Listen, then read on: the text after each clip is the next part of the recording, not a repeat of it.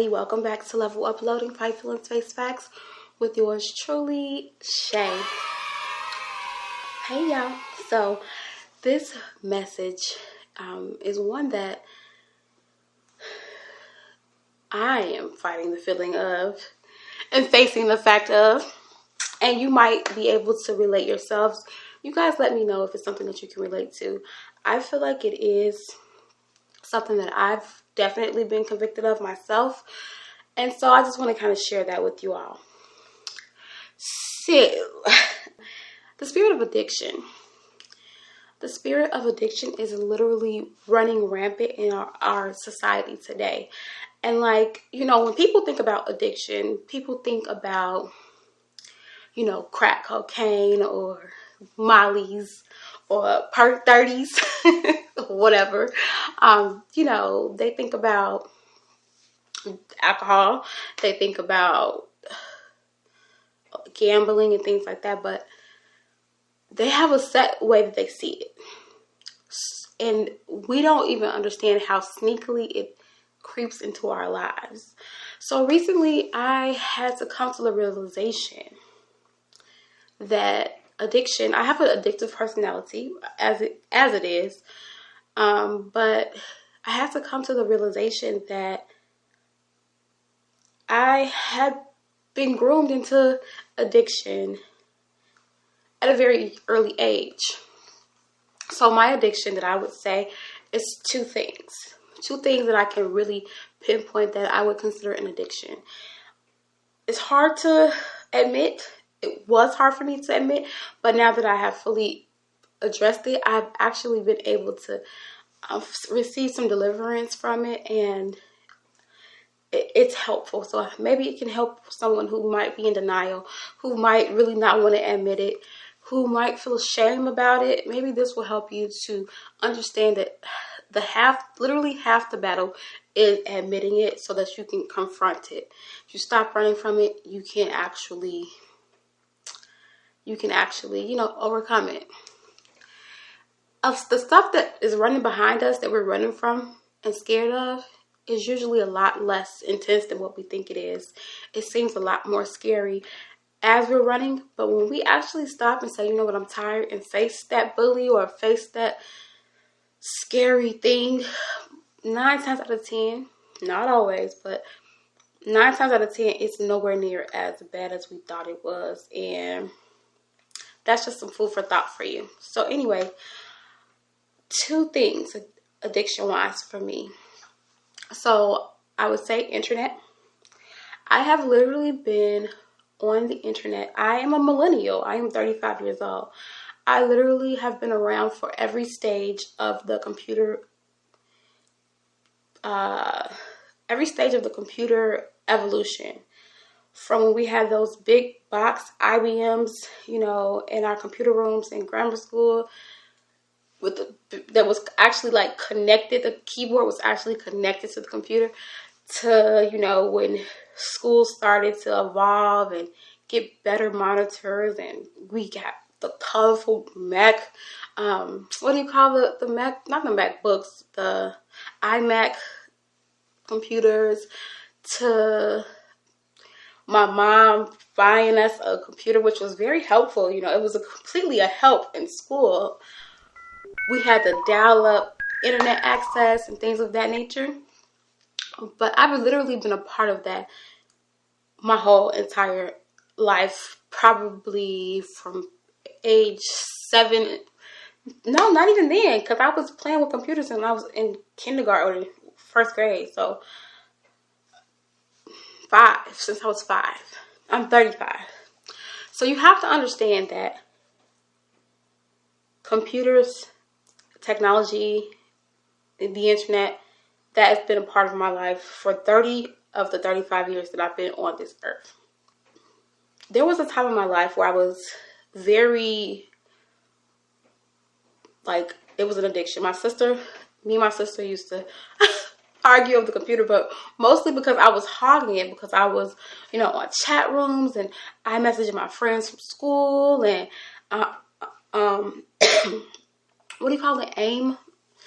AIM Messenger and MSN Messenger. These are definitely blasts from the past, guys, but neither here nor there. They were just chat, like Yahoo Messenger. They were just little chat boxes where you could talk to people. It was kind of like our text messaging before we had text messaging. But you have to think about it. At the time, the computers were not what they are now.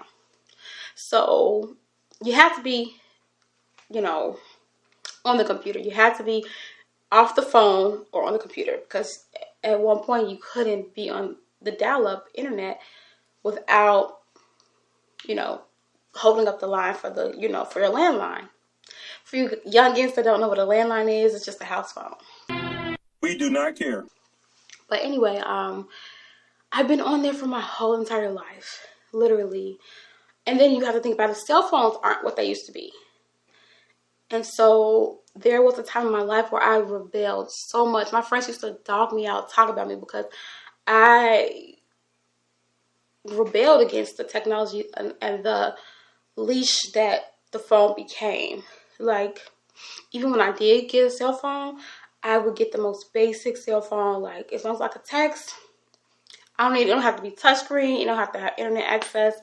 Plus, my mama was paying for it, so, you know, my mama, she wasn't trying to do all that anyway. So the least worrisome I was about that, the better. And it was something that I actually really was kind of like, didn't really want to dive into. Like, I fought it for so long. I used to have like the most basic phones. My friends were like, why do you got this old phone? Like, can't get on the internet, can't do nothing. So yes, I still was addicted to the computer, and I still was addicted to the companionship and camaraderie that I got from talking to friends and other people, and, you know, making friends on chat rooms and all type of crazy stuff. I was addicted to that. But at the very least, when it was like not on my phone, not everywhere that I went, that was like my balancing. You know, that was me finding some balance within, you know, within that. So at least it wasn't with me everywhere I went. And then I broke down and I, you know, took the leap of getting smartphones and been downhill since then. You know, having that accessibility as much of a blessing as it is, to be able to find information at the drop of a dime, look up stuff as quickly as I want to, find out the hours and the location, and be able to use my GPS on my phone when I need it. As much as a blessing as that is, it has also been a hindrance to productivity, to mental health. You're a victim. Just being, people feeling entitled to you because they see you online, or entitled to talk to you because your phone, they know you're with your phone. Who's not with their phone? There's only a small percentage of people in this world who don't keep their phone on them at all times. So it's like, you know, people, you'll ignore a message because you're not in the mood to talk, and they'll come on your Facebook status and say, I just called you. Like, stop it. Get some help. People have turned the phones and the internet into an addiction and a leash. So that was one thing that I can honestly say I would consider one of my addictions. The second one would be alcohol. And that was definitely hard for me to come to grips with, because although I wouldn't consider it a hindrance to me, like, I've always been able to be productive. I've always been able to, you know, still function. I've always been able to handle my business. There is a such thing as a functioning alcoholic. There is a such thing as a functioning habit that can be detrimental to you. So yes, I might not get withdrawals, and I might not have to drink every day, and I might not get the shakes if I stop drinking, but that doesn't make it any less addictive. There were times where I would just drink just to be drinking, like, not even to get drunk. It's just a habit. It's not like I'm sitting here trying to chug down, you know, a fifth of Hennessy in here, I'm just drinking it. But if I just feel like I need to have a drink just because I'm not doing anything, I'm not being social, it's just a habit, that's an addiction, and that's a problem. In today's society, alcohol is such a huge problem, and such an understated addiction. It's such an understated problem in our society. We literally have everything is attached and associated with liquor. Think about it.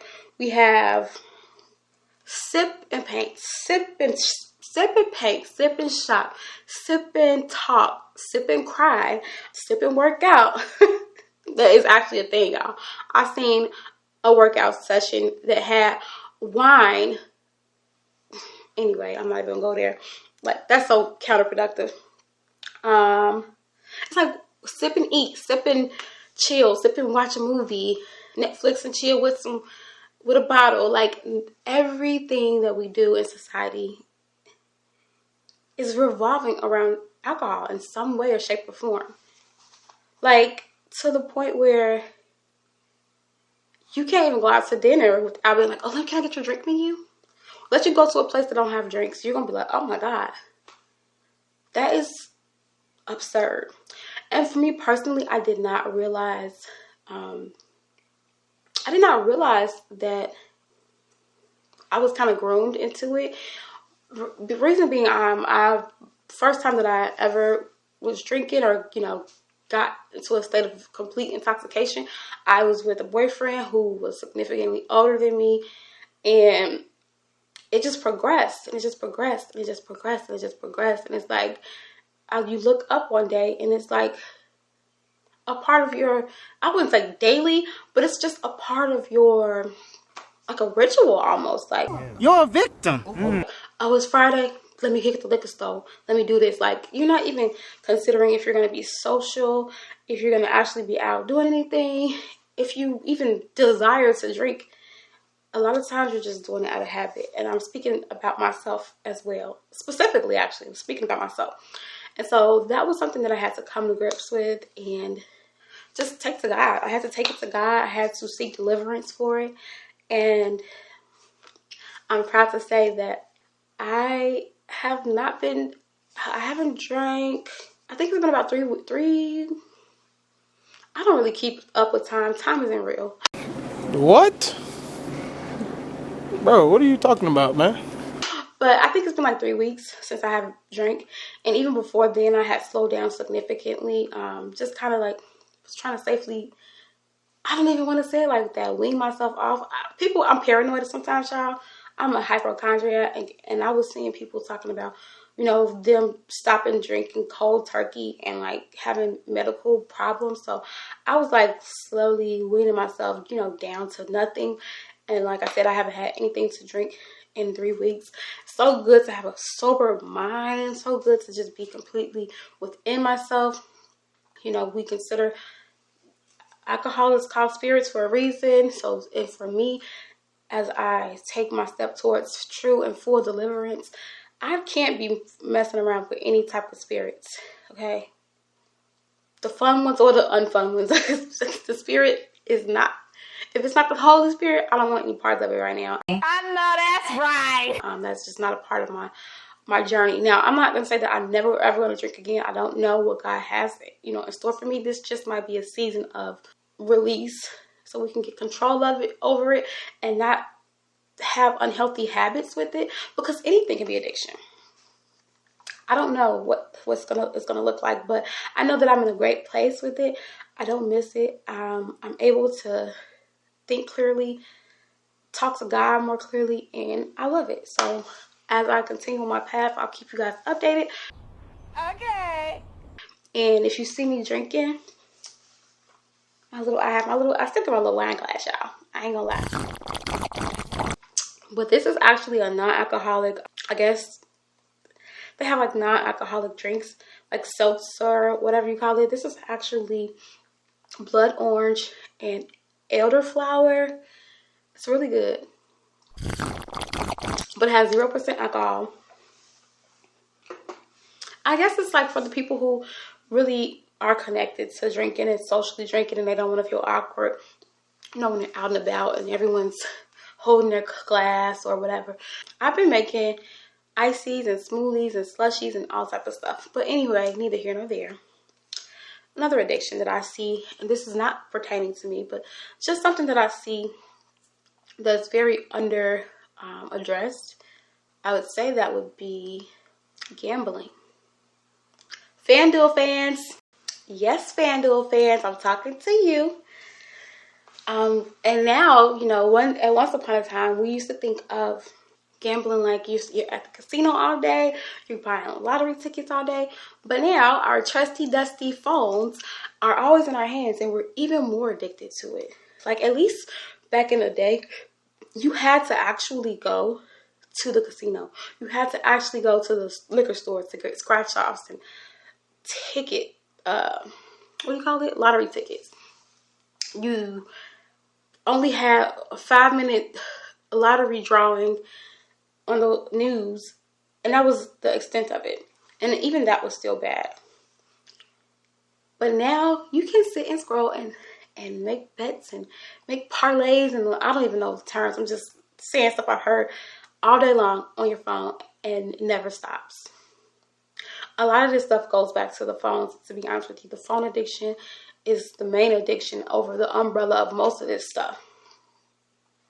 Even with alcohol, like, I could be sitting in the house, talking about in the past, I could be sitting in the house chilling, and I could see somebody put up a refreshing, oh my God, good mixed drink. Like, oh, I went out for mimosas with the girls, or I went out to eat brunch. I'm like, oh my God, that looks good. So now, guess what? Because I'm scrolling on my timeline and it's showing me all these drinks. Now I want to go give me a refreshing beverage, a dope beverage. But yeah, so gambling, we have people that are able to just sit and gamble all day. Losing money, winning money, but losing it as well. And there's no turning off. There's no, I mean, casinos don't close, but it's like, it's with you when you're in the bathroom. It's with you when you're on your couch. It's with you when you're at work. You literally don't get a break from it. And if you're addicted, you're addicted. I'm sorry if you hear that, guys. My heat just cut on. I'm going to cut it off. So another thing that our society is definitely addicted to is the phone itself. Scrolling phones.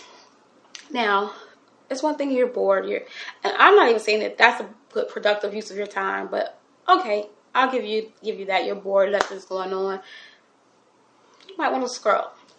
But to be driving on an interstate, an E-way, a highway, and scrolling your phone, baby, you have more important things to worry about, sugar.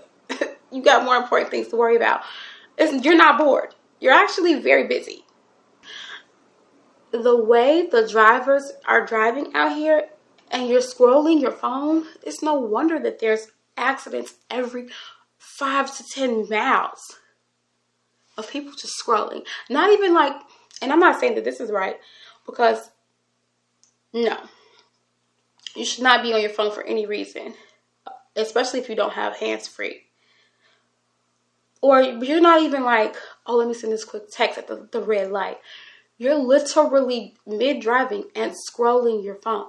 That's an addiction, and it's a habit, and you gotta stop. There's no way that is acceptable.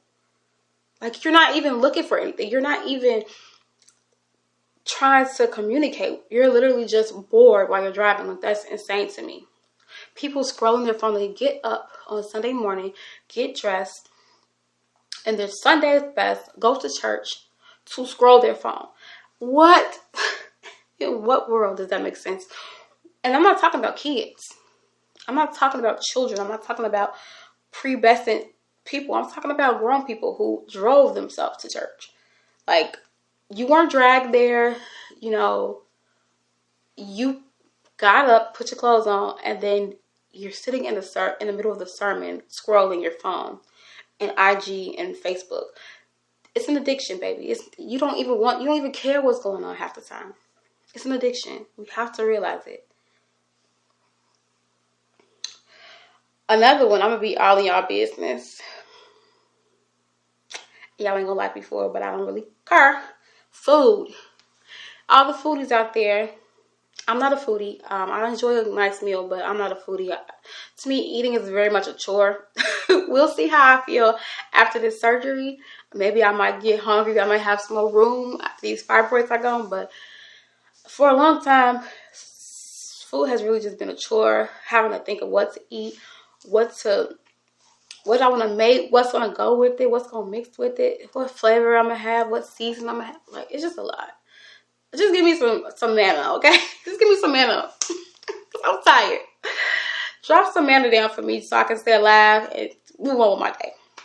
But anyway, the foodies. Nothing wrong with loving a good, well-proportioned meal. Nothing wrong with that. I think that that's actually pretty standard, pretty normal. But people are overdoing it. They're very gluttonous. I see people posting plates that look like Thanksgiving. And this is like a random Tuesday night. Like, you have 3 starches, no vegetables, 2 meats, or 2 sources of protein.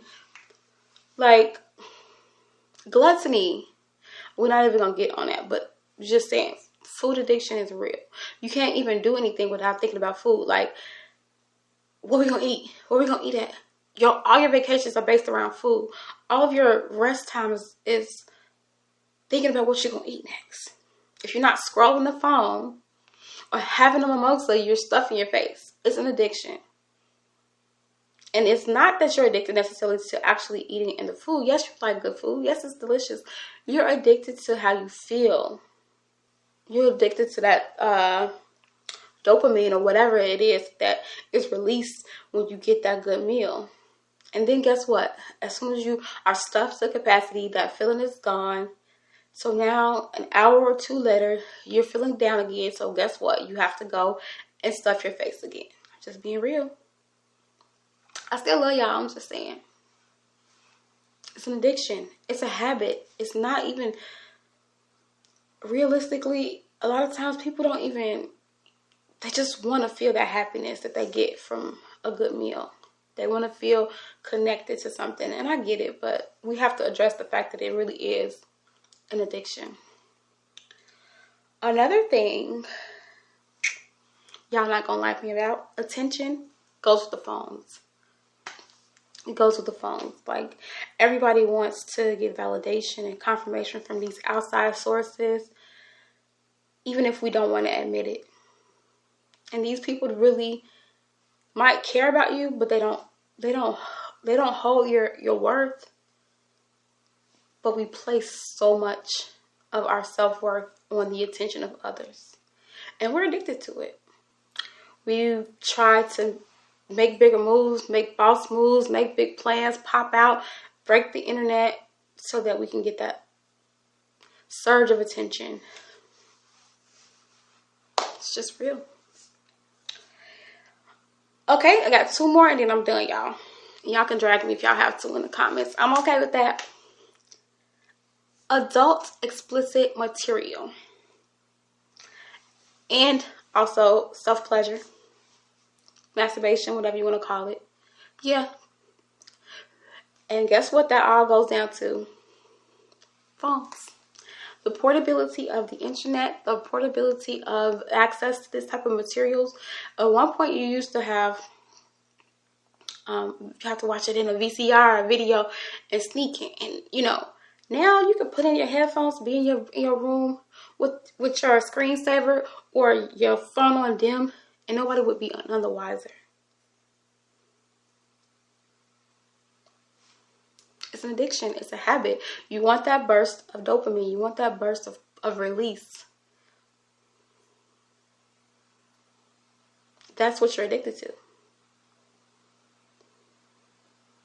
I hope that you guys understand what I'm saying. We have to address the addiction and the behavior behind the addiction, because that also ties into the sex addictions. Because one, you're getting tired of your self-pleasuring, so now you're going to find the next thotty or the next F-boy out there to come and fornicate with you. Even married people are out here exploring other people outside of their covenant because their partner can't keep up with the addiction to actual sex and intercourse and that release. It's dangerous, guys. We have to address them in order to get beyond them. And within my newfound deliverance and my spiritual journey, it's not a newfound, but my convictions and my rededication to obedience, I know that there are a lot of people who consider me judgmental right now, and I hate that that's the case, but I have been so boisterously loud and perverse in my past worldly days. I don't know why people think my personality has changed. Like, I still come in love, but I can't pretend as though the things that I was doing, like a lot of times what I find is that if I say, oh my gosh, Sharonda, I can't believe, not too much on Sharonda. Oh my gosh, Shay, I cannot believe that you used to wake up and have a margarita. Whatever. This is just something I'm thinking. I can't believe you should wake up first thing in the morning thinking about what you're going to drink for the day. And then people will be like, because they do the same thing. Instead of a high five because I don't do it anymore, me convicting myself and not even condemning myself, but me just, having a moment of reflection for myself, now they feel like I'm judging them. Like, no, I'm just saying I can't believe I did that. And now that my eyes are open, I'm sharing with you guys why I stopped. Do with it what you will. One thing about it, you can take me off your news feed, you can take me off your timeline, you can take me off your friend list. But if the seed is planted, the rest is up to the Holy Spirit. Do your research. You don't have to agree with me. But if I planted something for you to think about, a food for thought moment, hey, I've done my job. I can't force you to think like me. I don't want you to think like me. I want you to think for yourself and make sure that you're not letting society, shape the way you see what's okay and what's not. They call good bad and bad good, you know what I mean? So, but in the spirit of that last statement, the next thing I want to say, and the last thing I want to say as an addiction is church addiction. There are people who are addicted to church. They are performative in their ways. They are going through the motions. They're at Bible study 4 times out of the weekday, and then at every service on Sunday. They're addicted to volunteering and doing good deeds, and nothing is wrong with that. Nothing is wrong with that. We need people doing good deeds and volunteering and sowing good seeds in the world. But they're not focusing. They're focusing more on getting that, whatever that does to their ego, whatever it does for their pride. They're focused more on that than actually having a real relationship with God. They're going through the motions, so they're addicted to it because it's something that they've always done. And they feel like because it's not a bad thing, that makes it not an addiction. It's a thing, y'all. I'm telling you. There's some people that will be in church every day and will get to heaven's gate and God will be like, yeah, you was doing a lot of good stuff, but we didn't have a relationship. You didn't talk to me. You didn't pray to me. You didn't repent. Addiction. It's performative. You're just used to doing it. It's a habit. That doesn't make it a quality experience. I hope I gave you something to think about, guys. But I want you to know that addiction is real. And we can't overcome it. We can definitely overcome it, especially if we confront it and be honest with ourselves about it. Because if we're denying it and telling ourselves that we don't have the problem that we have, or the habit that we have, or the codependency that we have, then how are we ever going to address it and come back to a healthy place with it? Because life is all about balance. The internet can be an amazing tool. It helped me to research so many different things, so many perspectives, so many great things. But it can also be a hindrance if you're using it wrong. Sipping a glass of wine is okay. But if you're drinking it every day and you're not in your right mind half the time, then guess what? It's a hindrance. So I implore you this week to please go out and try to figure out what your addictions are. Look them in the face and get to work with vanquishing them and letting them know that their time is up. You all have an amazing evening. I will talk to you on my next episode. Bye.